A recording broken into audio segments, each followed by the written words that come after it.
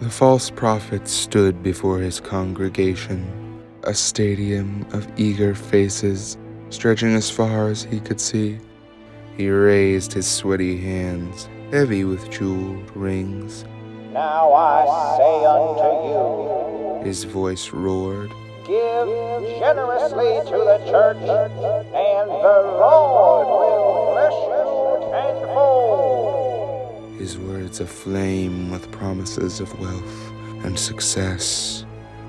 He had sold countless books with his face on every cover and flew across the world in a private jet, preaching that his lifestyle was a reward from God. Behind him was a golden stage adorned with hollow symbols of faith.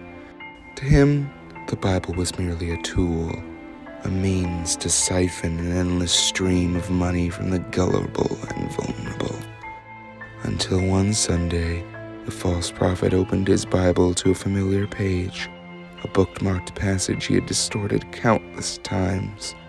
But instead of the usual verses, he found the words missing. His heart skipped a beat.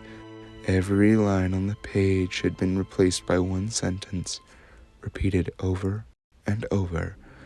"How many souls did you sell today?"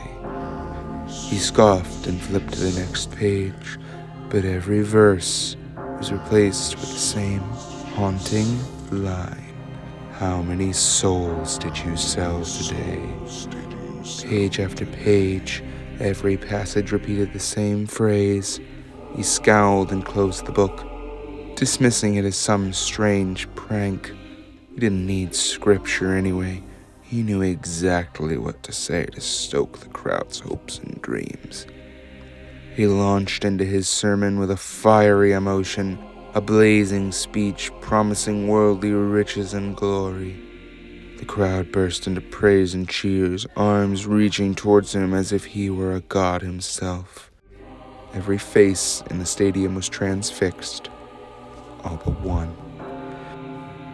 In the center of the crowd, a lone figure watched, his hair long and silvery, with radiant white eyes fixed on the false prophet.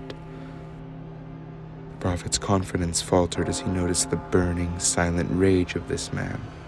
The piercing gaze made him lose his train of thought. A scorching pain shot through the false prophet's hands.